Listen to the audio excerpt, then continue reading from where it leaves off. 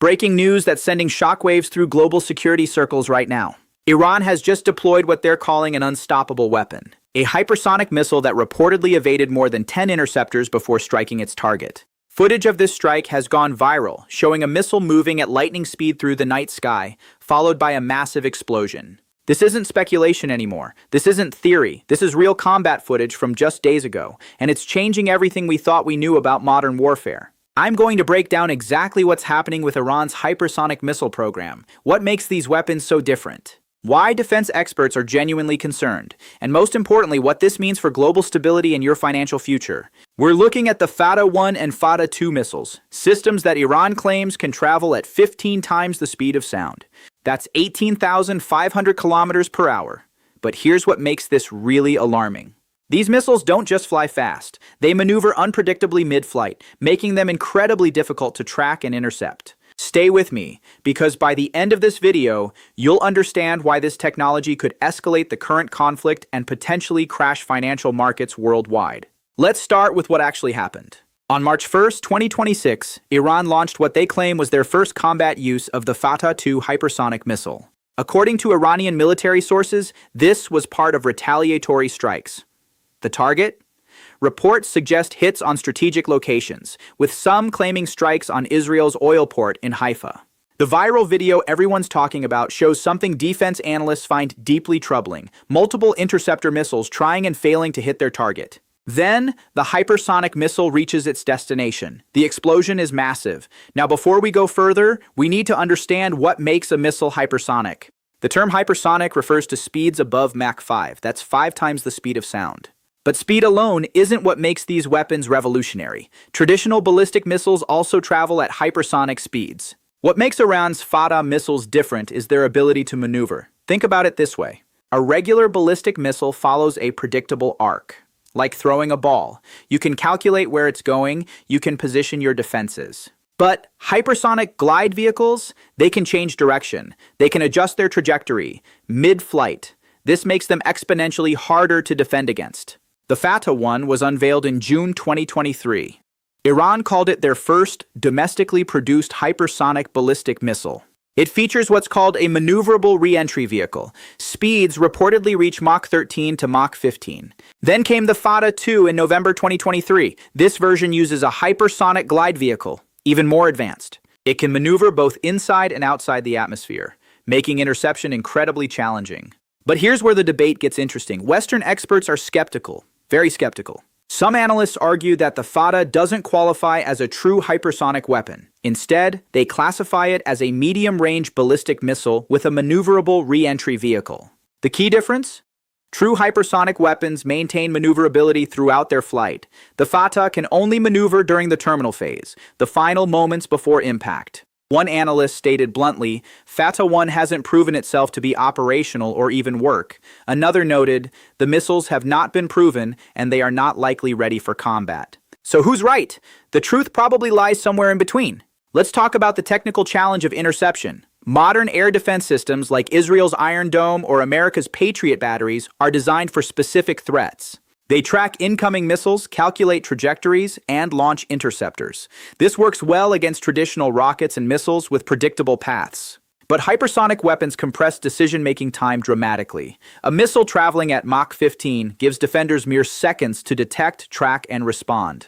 Add in mid-flight maneuvers, and the problem becomes exponentially harder. It's not that interception becomes impossible. It becomes more technically demanding and time-sensitive. And here's the economic angle. Each interceptor missile costs hundreds of thousands to millions of dollars. If you need to launch multiple interceptors per incoming threat, the cost calculation shifts dramatically. This brings us to Iran's broader missile strategy. Iran possesses the largest and most diverse missile arsenal in the Middle East. They've invested heavily in these systems for decades. Why? Because missiles offer strategic leverage without requiring a massive air force or navy. Beyond the Fattah series, Iran has developed supersonic anti-ship capabilities. The Persian Gulf missile, also called Khalij Fars, travels at Mach 3 and is designed to strike moving naval vessels. This threatens American aircraft carriers operating in the Persian Gulf and the Strait of Hormuz. And there's more. Reports from late February 2026 indicate Iran is close to finalizing a deal with China to acquire CM-302 supersonic anti-ship missiles. These weapons can fly at very low altitudes at high speeds, specifically designed to evade ship defenses.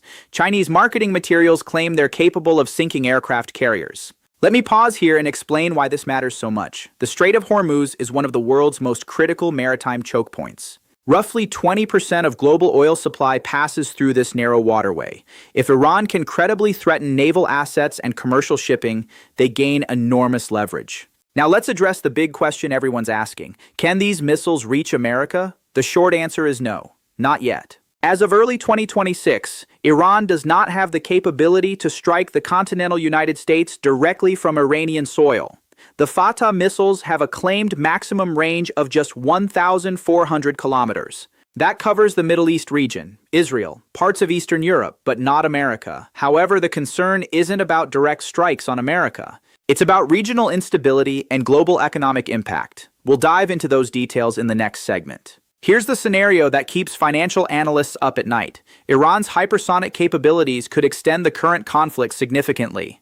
Traditional missile defense systems become less effective. This forces adversaries to spend more on defense, deploy more assets, increase military presence. All of this escalates tensions and increases the risk of broader conflict. If fighting intensifies in the Persian Gulf region, oil prices spike. Supply chains get disrupted. Insurance costs for shipping skyrocket. Companies face higher energy costs. These get passed to consumers. Inflation rises. Central banks may need to adjust interest rates. Stock markets react negatively to uncertainty. We've seen this pattern before. But hypersonic weapons add a new variable. They reduce the effectiveness of deterrence. If countries believe their defenses can't reliably stop incoming strikes, they may choose preemptive action. This increases the risk of conflict escalation. There's also the North Korea connection to consider. Some intelligence analysts speculate that Iran may have jointly developed hypersonic technologies with North Korea or purchased them outright. North Korea has been advancing its missile program rapidly. If these two countries are sharing technology, it represents a significant shift in the global balance of power. So what does strategic analysis tell us? Experts argue that the real impact of hypersonic missiles isn't about isolated strikes. It's about cumulative strategic effect. Reduced reaction times, increased tracking complexity, higher interceptor expenditure, these factors alter cost calculations for defending nations. If used repeatedly, hypersonic systems increase the economic and logistical burden on defending states. This could force difficult choices. Do you maintain expensive defensive systems? Do you pursue diplomatic solutions? Do you develop offensive capabilities to deter attacks? Let's bring this back to what matters for you. Financial markets hate uncertainty, and hypersonic weapons create enormous uncertainty. Defense stocks might rise as countries increase military spending, but broader markets could suffer. Energy prices would likely surge if Persian Gulf tensions escalate. Safe haven assets like gold typically perform well during geopolitical crises. The interconnected nature of global supply chains means disruptions affect everyone. Higher shipping costs, delayed deliveries. Here's what you need to watch for. First, monitor oil prices closely. Second, pay attention to defense spending announcements. Third, watch for diplomatic activity. The technology itself will continue evolving. China, Russia, and the United States all have active programs. Iran's advancement contributes to a broader arms race. The deployment of hypersonic missiles in active combat marks a threshold moment.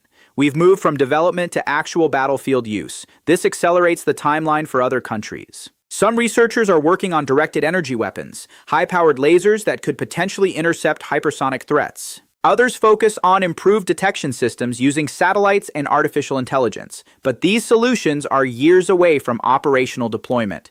In the meantime, we're in a period of strategic uncertainty. Iran has demonstrated a capability that challenges existing defense architectures. The impact is real. Iran's hypersonic missile program represents a significant shift in regional military balance.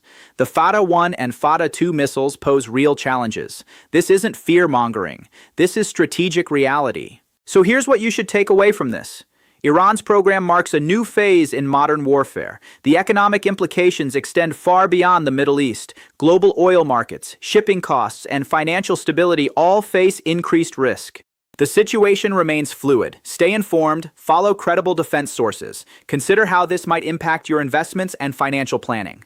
If you found this analysis valuable, make sure to subscribe. Share this with anyone who needs to understand what's really happening. Drop a comment below. Do you think Iran's claims are accurate? This is a developing story. Stay informed, stay prepared, and I'll see you in the next one.